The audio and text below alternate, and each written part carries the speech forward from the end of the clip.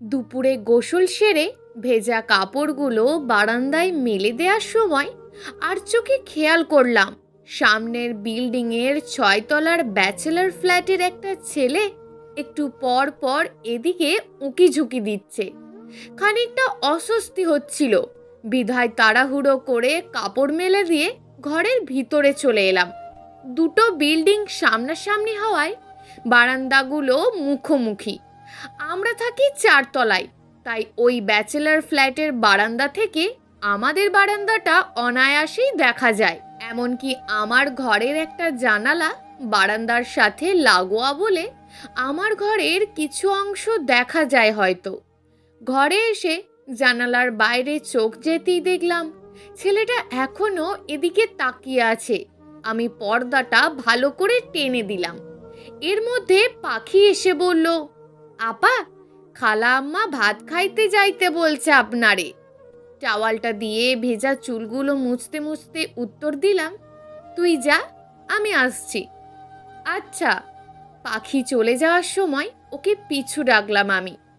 পাখি দাঁড়া, টাওয়ালটা বারান্দায় মেলে দিয়ে আয় তো। ভেজা টাওয়ালটা হাত বাড়িয়ে নিয়ে চলে গেল পাখি। পাখি হচ্ছে আমাদের 4 সদস্য বিশিষ্ট পরিবারের খুবই গুরুত্বপূর্ণ একজন সদস্য।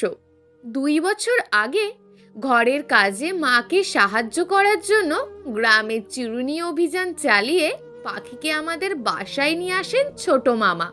চিরুনি অভিযান বলার কারণ হচ্ছে গ্রামে এখন কোনো গরিব মানুষ নেই বললেই চলে। কেউ এখন আর আগের মতন বাসা বাড়িতে কাজ করার জন্য শহরে আসতে ইচ্ছুক না। বাসা বাড়ির কাজের চেয়ে গার্মেন্টসের প্রতি তাদের বেশি আগ্রহ। পাখি কিন্তু অভাবের তাড়নায় আমাদের বাসায় কাজ করতে আসেনি। আম্মুর এক দূর সম্পর্কের খালাতো বোনের মেয়ে পাখি। সেই খালাতো বোন স্বামী মারা যাওয়ার পর আর একটা বিয়ে করে। তার নতুন স্বামী পাখির ভরণ পোষণের দায়িত্ব নিতে চায় না, তাই সে পাখিকে আমাদের বাসায় দিয়ে গেছে। আব্বু ওকে খুব আদর করেন। বাড়িতে কোনো মেহমান এলে আব্বু ওকে গুরুত্বপূর্ণ সদস্য হিসেবেই তাদের পরিচয় করিয়ে দেন। বিকেলবেলা কফির মগ আর একটা গল্পের বই হাতে নিয়ে বারান্দায় চলে গেলাম। বই পড়া শুরু করার আগে ওপরে তাকিয়ে দেখে নিলাম ব্যাচেলার ছেলেটা বারান্দায় আছে কিনা। না, নেই। তারপর আরাম করে চেয়ারে বসে গরম ধোঁয়া ওঠা কফিতে চুমুক দিয়ে বই পড়া শুরু করলাম। কিছুক্ষণ পর আনমনে ওপরের দিকে তাকাতেই ওই ছেলেটির সাথে চোখাচোখি হয়ে গেল, কিন্তু পাত্তা দিতে চাইলাম না। আমি আমার মতন করে বই পড়ছি, তবে আমার অবচেতন মন বারবার শুধু সেদিকেই মনোযোগ দিচ্ছে। খানিক বাদে বিরক্ত হয়ে উঠে চলে এলাম। মেজাজ ঠান্ডা করার জন্য ঘরের মধ্যে পায়চারি করছিলাম। এমন সময় মোবাইলের রিংটন বেজে উঠল। ইরফান কল করেছে। রিসিভ করলাম আমি। হ্যালো, একটু ছাদে আসবে সিথি? ভুরু কুচকে প্রশ্ন করলাম। এই অসময়ে ছাদে কেন? অসময় কোথায়? সন্ধে নামবে কিছুক্ষণের মধ্যেই, গোধূলি লগ্ন। তোমাকে দেখার জন্য এর চেয়ে ভালো সময় আর হতেই পারে না। দাঁত কটমট করে আবার জিজ্ঞেস করলাম, তুমি ছাদে এসেছো? আসো না তাড়াতাড়ি প্লিজ। একা একা আর কতক্ষণ দাঁড়িয়ে থাকবো? আমাকে না বলে এসেছো কেন? থাকো তুমি, একাই দাঁড়িয়ে থাকো, আসবো না আমি। ঠুস করে লাইনটা কেটে দিয়ে আম্মুর ঘরের দিকে পা বাড়ালাম। উঁকি দিয়ে দেখলাম আম্মু বালিশে হেলান দিয়ে আতশো অবস্থায় চোখ বন্ধ করে আছেন। তার মানে 15-20 মিনিটের মধ্যে আমার খোঁজ করবেন না আম্মু। পাখি ঘুমাচ্ছিল। ওকে ঘুম থেকে তুলে পাহারায় রেখে তড়িঘড়ি করে সিঁড়ি ভেঙে ছাদে চলে গেলাম। ইরফান গেটের কাছেই দাঁড়িয়েছিল। আমাকে হাঁপাতে দেখে মুচকি হেসে শার্টের পকেট থেকে একটা বেলি ফুলের মালা এগিয়ে দিয়ে বলল, আমি জানতাম তুমি আসবে, নাও ধরো, এটা তোমার জন্য। চোখ বন্ধ করে কয়েক সেকেন্ড দম নিয়ে ইরফানের একটা হাত ধরে ছাদের এক পাশে আড়ালে টেনে নিয়ে আসলাম ওকে। এই সময়ে এদিকটাই আসবে না কেউ।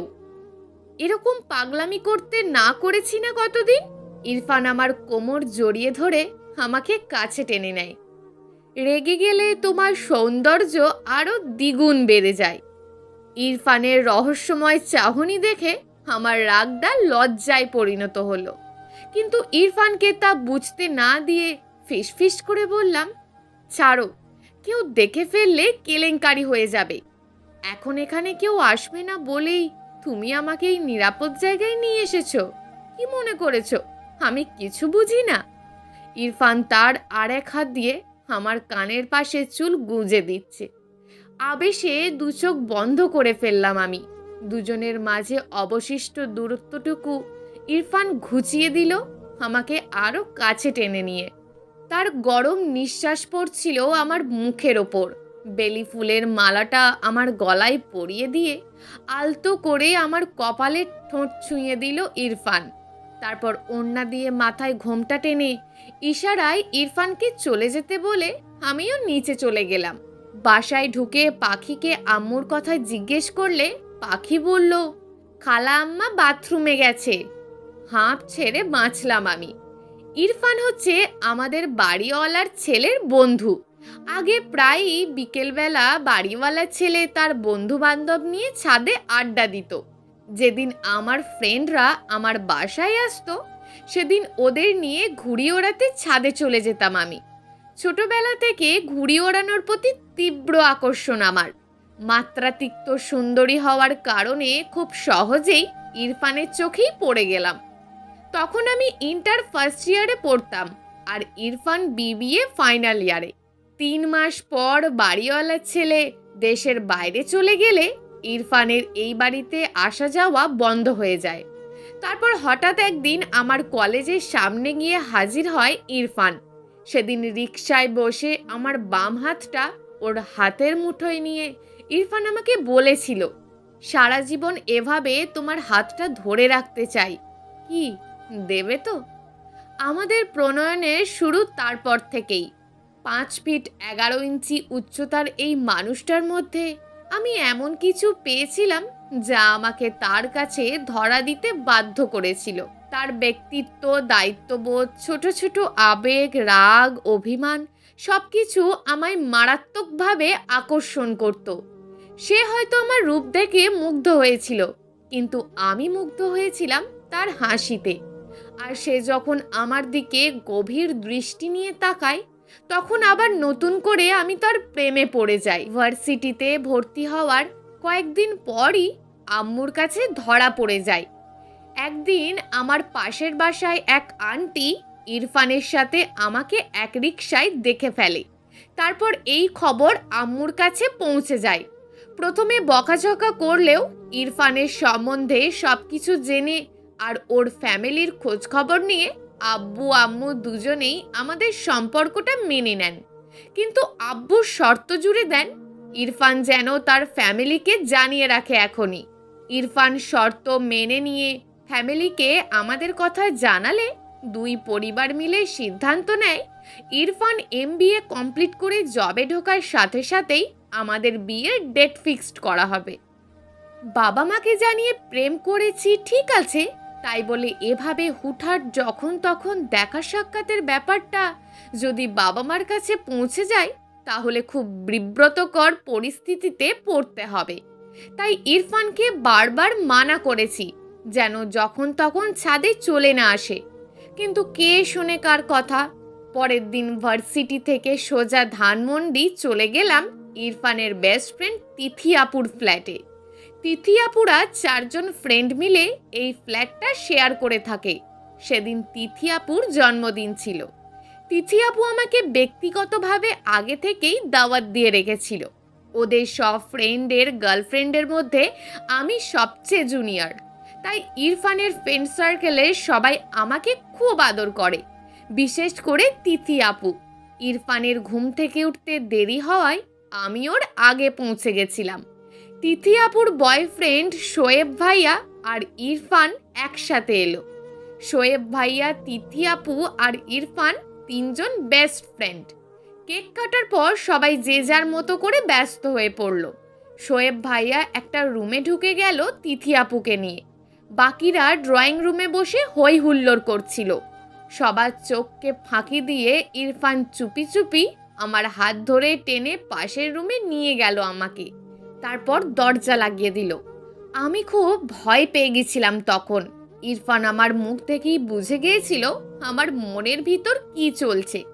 আমার সামনে এসে দাঁড়িয়ে তার দু হাত দিয়ে আমার আঁচলা ভরা মুখ ধরে জিজ্ঞেস করলো, ভয় পাচ্ছ তুমি? আচম কেমন প্রশ্নে হতবিহ্বল হয়ে মাথা নেড়ে না বললাম। ইরফান এবার আমার দুই হাত ধরে বিছানায় নিয়ে বসালো আমাকে। পাশে সেও বসলো। আমি তখনও বুঝে উঠতে পারছি না ইরফান আসলে কি করতে চাইছে। আর চোখে চারপাশে চোখ বুলিয়ে দেখলাম ঘরটা কেমন যেন নিস্তব্ধ। জানালার পর্দার ফাঁক দিয়ে আবছা আলো লোকচুরি খেলেই যাচ্ছে। মনে হচ্ছে সবেমাত্র ভোরের আলো ফুটেছে। নীরবতা ভেঙে ইরফান প্রশ্ন করল, আজ এত সুন্দর লাগছে কেন তোমাকে? আমি যে চোখ সরাতে পারছি না। সাদা রঙে তোমাকে অদ্ভুত পবিত্র দেখাচ্ছে সিথি। আমি মনে মনে ভাবতে শুরু করলাম, আজ তো আমি কোনো ভারী সাজ দিইনি। সকালে এমনিতেই ক্লাসের দেরি হয়ে যাচ্ছিল, তাই তাড়াহুড়ো করে সামনে যা পেয়েছি পরে নিয়েছি। সোনালি সুতোর হালকা কাজের মধ্যে সাদা সালোয়ার কামিজটা হাতের কাছেই ছিল। আর এখানে আসবো বলে কানে ঝুমকো আর ঠোঁটে হালকা নুড লিপস্টিক পরেছিলাম। ব্যাস এইটুকুই। কিন্তু ইরফান এভাবে মিথ্যে কথাগুলো কেন বলছে? ও কি আমাকে কনভিন্স করার চেষ্টা করছে? ওর কি অন্য কোনো উদ্দেশ্য আছে? মাথার ওপরে ফ্যান ঘুরছে, অথচ আমি দরদর করে ঘামছি। চমকে উঠলাম ইরফানের হাতের স্পর্শে। ও এখনো গভীর মনোযোগ দিয়ে আমাকে দেখছে। আজ তোমার কাছে একটা আবদার করব, রাখবে? আমি যেন এই ভয়টাই পাচ্ছিলাম। ইরফানের প্রশ্ন শুনে আমার খুব কান্না পাচ্ছে। এতদিনে চেনা মানুষটাকে কেমন যেন খুব অচেনা মনে হচ্ছে আজ। ইরফানের কণ্ঠস্বরে কামনা স্পষ্ট। নিজেকে সংবরণ করে কাঁপা কাঁপা গলায় জিজ্ঞেস করলাম, কি আবদার? আজ সারাটা দিন এভাবে আমার সামনে বসে থাকবে তুমি, আর আমি তোমাকে দু চোখ ভরে দেখব আর তৃপ্তির ঢোক গিলব। ভয় পেও না, আমি আর কিচ্ছু চাইবো না তোমার কাছে। মুহূর্তেই আমি যেন আমার ভাবনার জগৎ থেকে ছিটকে পড়লাম। অবাক হয়ে জিজ্ঞেস করলাম, মানে কি বলছো এসব? বাইরে সবাই আমাদের জন্য অপেক্ষা করছে, আর এতক্ষণ ঘরে দরজা বন্ধ করে বসে থাকলে কি ভাববে ওরা? উফ, ওদের ভাবনা ওদের কাছে। আমরা তো জানি আমরা কি করছি। আচ্ছা ঠিক আছে, আমি গিয়ে দরজা খুলে দিচ্ছি, সাথে এও বলে আসছি কেউ যেন আমাদের বিরক্ত না করে। ইরফান দরজা খুলে ড্রয়িং রুমে চলে গেল। ইতিমধ্যে আমার চিবুক বেয়ে টপ টপ করে 2-3 ফোঁটা পানি ঝরে পড়ল। না, এটা কোনো ঠকে যাওয়ার অশ্রু না। এই অশ্রু বিশ্বাস করে জিতে যাওয়ার অশ্রু। ইরফান সত্যিই আমাকে তার সামনে বসিয়ে রেখে আমাকে শুধু দেখে গিয়েছে সারাদিন। আঙুলে আঙুল পর্যন্ত ছোঁয়ায়নি। আর আমি বারবার লজ্জায় লাল হয়ে যাচ্ছিলাম। তবে এতটুকুও অস্বস্তি লাগেনি। বসে থাকতে থাকতে একসময় আমি ঘুমিয়েও পড়েছিলাম। ঘুম ভাঙার পর দেখি আমার এক পাশে তিথি আপু ও তার রুমমেট বসে গল্প করছে, আর এক পাশে ইরফান আমার মুখের দিকে তাকিয়ে থেকে আমার চুলে হাত বুলিয়ে দিচ্ছে। মানুষটাকে নিজের থেকেও বেশি বিশ্বাস করতে শুরু করলাম। বাসায় ফিরতে ফিরতে সন্ধে হয়ে গেছিল সেদিন। আম্মুকে বলে গিয়েছিলাম তিথি আপুর বাসায় যাব, তাই দেরি দেখে আম্মু কিছু বলেনি। 2 দিন পর পাখিকে ছোট খালামণির বাসায় পাঠিয়ে দিল আম্মু। খালামণি হঠাৎ অসুস্থ হয়ে পড়েছেন। তার 2 বছরের ছোট বাচ্চাটাকে দেখাশোনা করার জন্য কেউ নেই, তাই পাখিকে কিছুদিনের জন্য পাঠাতে বলেছেন। পাখি চলে যাওয়ায় বাসায় সব কাজে আম্মুকে সাহায্য করতে হচ্ছে আমাকে। আম্মুর কোমরে বাতের ব্যথার সমস্যা আছে, তাই 2-1 বেলা রান্নার কাজটা আমিই করে নিচ্ছি। বাসার কাজের ব্যস্ততার জন্য ইরফানের সাথে আমার আগের মতন দেখা হচ্ছে না। এজন্য সাহেব বেশ অভিমান করে আছেন। এদিকে ব্যাচেলার ফ্ল্যাটের ছেলেটা আমাকে রাস্তাঘাটে ফলো করা শুরু করে দিয়েছে। বাসা থেকে বের হলেই ছেলেটার ছায়া দেখতে পাচ্ছি।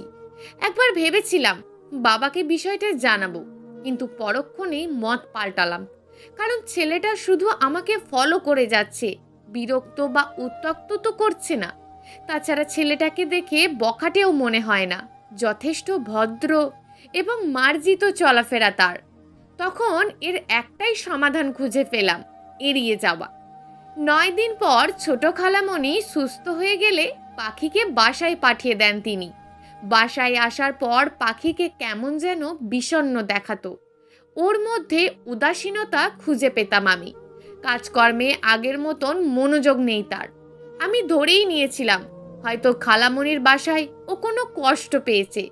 পাখি খুব চাপা স্বভাবের মেয়ে, তাই মুখ ফুটে কিছু বলছে না। বাসায় ওর সাথে এই ব্যাপারে কথা বলা যাবে না, আম্মু দেখে ফেলবে। তাই খোলাখুলি কথা বলার জন্য বিকেলবেলা পাখিকে নিয়ে ছাদে চলে গেলাম। আম্মুকে বলে গেলাম ছাদে ঘুড়ি ওড়াতে যাচ্ছি। ঘুড়ি আর নাটায় ছাদের এক পাশে রেখে কার্নিশ ঘেঁষে পাশাপাশি দাঁড়িয়ে আছি পাখি আর আমি। আমি পাখির দিকে ঘুরে দাঁড়িয়ে প্রশ্ন করলাম, পাখি, খালামণির বাসায় তোকে কেউ কিছু বলেছে? পাখি খুব স্বাভাবিকভাবে উত্তর দিল, না তো আপা, ওখানে তো সবাই আমাকে খুব আদর করেছে। তাহলে তোর মন খারাপ কেন? পাখি মাথা নিচু করে রইল। আমি আবার জানতে চাইলাম, বল কি হয়েছে? চুপ করে থাকিস না, তুই কি ভয় পাচ্ছিস কিছু বলতে? পাখি নিচু স্বরে শুধু না বলল। আমি আরও কিছু বলতে যাব এমন সময় ইরফানের কল আসলে আমি পিছন ঘুরে ইরফানের সাথে কথা বলা শুরু করলাম, সামনের দিকে হাঁটতে হাঁটতে। হঠাৎ করে ব্যাচেলার ফ্ল্যাটের ওই ছেলেটাকে ছাদে দেখে আঁতকে উঠলাম আমি। ভয় পেয়ে ফোনের লাইনটা কেটে দিলাম। ছেলেটা আমার দিকে যত এগিয়ে আসছে ততই আমার হাত পা ঠান্ডা হয়ে যাচ্ছে। ছেলেটার সাহস থেকে অবাক হচ্ছি, সরাসরি ছাদে চলে এলো। আমাকে অবাক করে দিয়ে ছেলেটি আবার পাশ কাটিয়ে পাখির সামনে গিয়ে দাঁড়ালো। পাখিকে খুব আতঙ্কিত দেখাচ্ছে। ছেলেটি রাগান্বিত হয়ে পাখিকে জিজ্ঞেস করলো, কোথায় চলে গিয়েছিলে তুমি? জানো, তোমার খোঁজ নেয়ার জন্য তোমার বড় বোনের পিছু নিয়েছিলাম আমি। দিশেহারা হয়ে পড়েছিলাম তোমাকে দেখতে না পেয়ে। আর কখনো এমন করবে না, না বলে উদাও হয়ে যেও না প্লিজ। পাখি তখন নিশ্চুপ, মাথা নিচু করে দাঁড়িয়ে আছে। ছেলেটি এবার আমার কাছে এগিয়ে এসে বলল, আপনি কিছু মনে করবেন না প্লিজ, আপনার বোনকেও বকবেন না, ওর কোনো দোষ নেই। আমি আসলে সরাসরি কথা বলতে পছন্দ করি, তাই বলছি।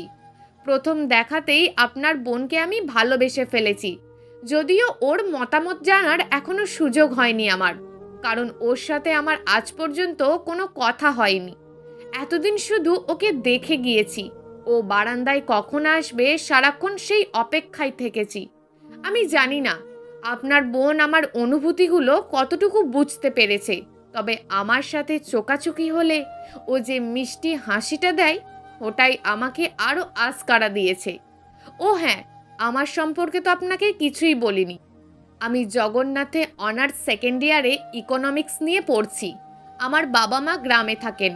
গ্র্যাজুয়েশন কমপ্লিট করে জবে ঢুকেই আপনাদের বাসায় আমি আমার ফ্যামিলির মাধ্যমে প্রস্তাব পাঠাবো, যদি আপনারা রাজি থাকেন।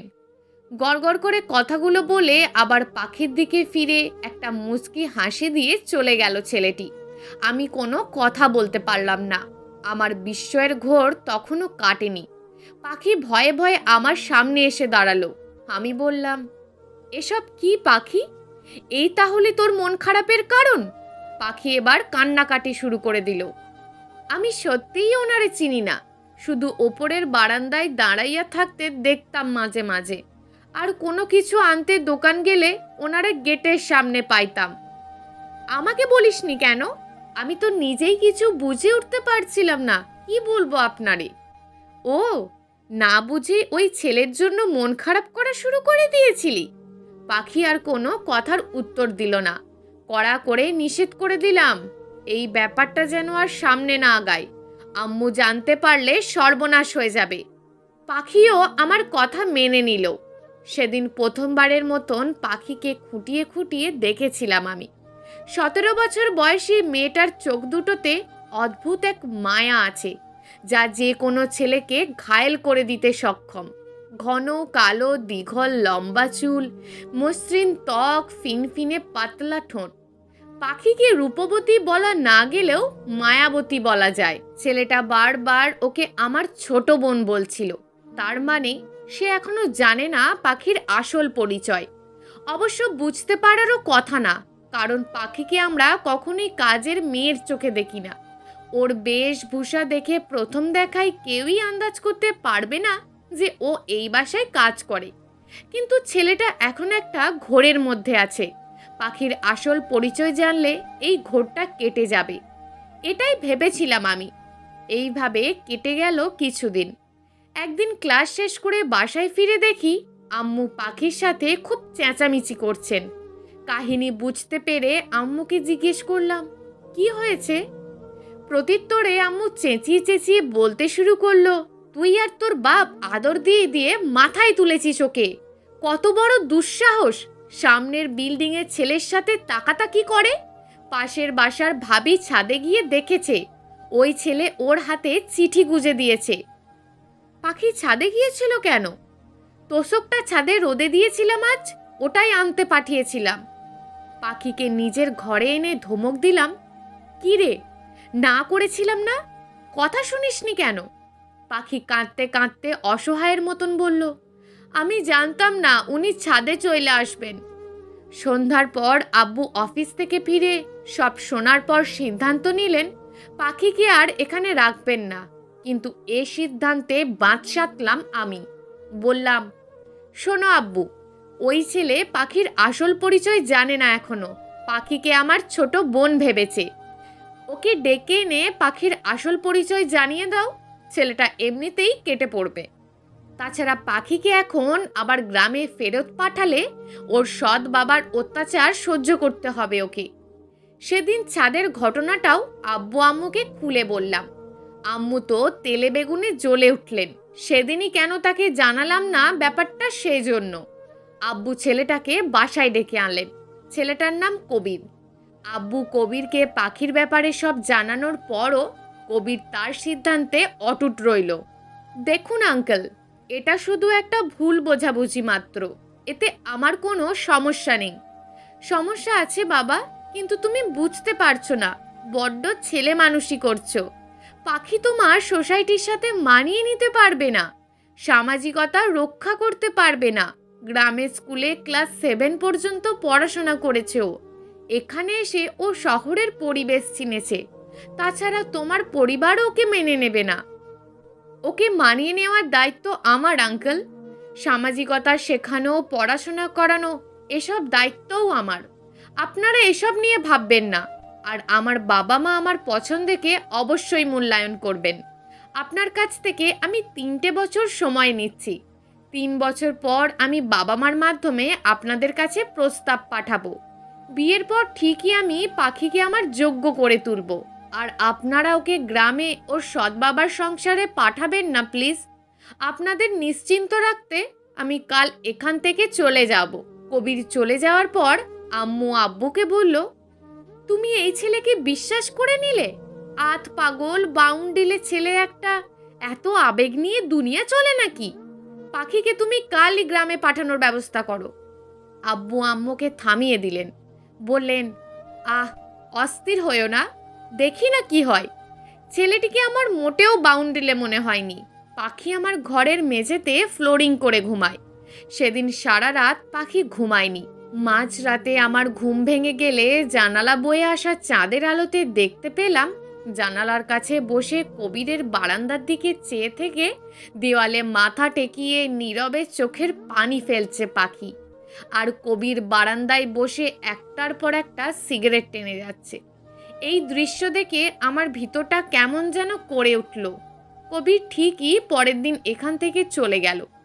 তারপর আর কোনো সমস্যা হয়নি। তবে মাঝে মাঝে গভীর রাতে পাখির ফুঁপিয়ে ফুঁপিয়ে কান্নার আওয়াজ শুনতে পেতাম। বেশ কিছুদিন পর পাখির মা পাখির বিয়ের কথা ভেবে ওকে গ্রামে পাঠিয়ে দেওয়ার জন্য জোর করতো আব্বু আম্মুকে, কিন্তু পাখি রাজি হতো না। হয়তো সে তখনও মনে মনে কবিরের জন্য অপেক্ষার প্রহর গুনছিল। দেখতে দেখতে কেটে গেল 2 বছর। ইরফানের সাথে আমার ঘনিষ্ঠতা এর মধ্যে আরও বেড়ে গেল। আমার মধ্যে এখন আর আগের মতন জড়তা কাজ করে না। আমি তো জানি এই মানুষটা সারা জীবনের জন্য আমার। তাহলে তার সাথে ঘনিষ্ঠ হব না তো কার সাথে হব? প্রচণ্ড ভালোবাসি যে ওকে। ইরফান একটা মাল্টিন্যাশনাল কোম্পানিতে জয়েন করার পরই আমাদের বিয়ের ডেট ফিক্সড করা হলো। কিন্তু ইরফানের মধ্যে অনেক পরিবর্তন লক্ষ্য করলাম আমি। সে আর আগের মতন আমাকে সময় দেয় না। আগের মতন আমার প্রতি তার টান আমি অনুভব করতে পারি না। প্রথমে ভাবতাম হয়তো নতুন জবে জয়েন করেছে, ব্যস্ততা বেড়েছে, তাই আমার কাছে এমন করছে, কিন্তু মনকে শান্ত করতে পারতাম না। চোখের সামনে ভালোবাসার মানুষটিকে বদলে যেতে দেখলাম। একদিন জানতে পারলাম ইরফান তার সুন্দরী অফিসের কলিগের সাথে চুটিয়ে প্রেম করছে। রেস্টুরেন্টে তাদের অন্তরঙ্গ অবস্থায় দেখা যায়। ইরফানকে প্রশ্ন করলে সেও সবকিছু স্বীকার করে নিল আর জানিয়ে দিল আমার সাথে তারা জমছে না, সে এই সম্পর্ক থেকে মুক্তি চায়। ইরফানের বাবা মা ছেলের সুখের কথা ভেবে বিয়েটা ভেঙে দিল। দরজা বন্ধ করে চুল ছিঁড়তে ছিঁড়তে বাচ্চাদের মতন হাউমাউ করে কেঁদেছিলাম আমি তখন। যে কান্নায় ঘরের 4 দেওয়াল কেঁপে উঠেছিল। 5 বছরের সম্পর্কটাকে এত তাড়াতাড়ি ভেঙে দেওয়া সহজ ছিল না আমার জন্য। নিজেকে স্বাভাবিক করতে, মানসিকভাবে শক্ত হতে অনেক সময় লেগেছিল আমার। বাবা মা পাশে না থাকলে আমি হয়তো এতদিনে শেষ হয়ে যেতাম। একদিন বাসায় হঠাৎ অচেনা অতিথি এলেন 3 জন। পরিচয় দিলেন কবিরের বাবা মা আর চাচা হিসাবে। আমরা প্রথমে চিনতে পারিনি, কারণ এতদিনে আমরা কবিরের কথা ভুলেই গিয়েছিলাম। তারা কবিরের জন্য পাখিকে চাইলেন আব্বুর কাছে। কবির এখন ভালো একটা চাকরি করছে। আব্বু তারপর পাখির মায়ের সাথে কথা বলে পাকা কথা দিয়ে দিলেন কবিরের মা বাবাকে। ধুমধাম করে বিয়ের আয়োজন করলেন আব্বু। বিয়ের দিন পাখির চোখে মুখে যে উচ্ছ্বলতা ছিল তা জাগতিক সকল সুখকে হার মানাবে। আর কবিরের হাসিতে ছিল ভালোবাসার মানুষটিকে হাসিল করার তৃপ্তি। পাশাপাশি দুজনকে বেশ মানাচ্ছিল। দূর থেকে দাঁড়িয়ে আমি ওদের দেখছিলাম আর ভাবছিলাম এত রূপ আর শরীরী স্পর্শ দিয়েও আমি আমার ভালোবাসার মানুষটিকে ধরে রাখতে পারলাম না। অথচ পাখি আর কবির তো কোনোদিন একজন আরেকজনের হাত পর্যন্ত ধরেনি। তারপরও তারা শুধু তাদের ভালোবাসার বিশ্বাসের জোরে আজ এক হয়ে গেল। ওরা প্রমাণ করে দিল শুধু একসাথে কাটানো কিছু মুহূর্ত, ছোট ছোট আবেগ আর শারীরিক চাহিদা পূরণের মাধ্যমে ভালোবাসাকে সংজ্ঞায়িত করা যায় না। ভালোবাসার পরিধি এর চেয়েও বৃহত্তর। আসলে বিলাসিতার ভর যখন প্রয়োজনীয়তা থেকে বেশি হয়ে যায়, তখন আর ভালোবাসা বলে কিছু থাকে না। আর বিশ্বাস তো নিঃসন্দেহে মরীচিকা। পেয়েছি মনে হয়, আদেও পাওয়া হয়ে ওঠে কিনা সন্দেহ আছে। তবে পাখির ক্ষেত্রে ভালোবাসার থেকেও বোধহয় ভাগ্যদেবীর প্রসন্নতার প্রভাব খানিকটা বেশি ছিল। এতটা চাওয়া, আকুলতা, আকাঙ্ক্ষা ফেরানোর দুঃসাহসিকতা দেখানোর ক্ষমতা হয়তো ভাগ্যদেবীর ছিল না। দিন শেষে রঙিন চকচকে ভালোবাসাটা হেরে গেল আর জিতে গেল এক সাদামাটা ভালোবাসা।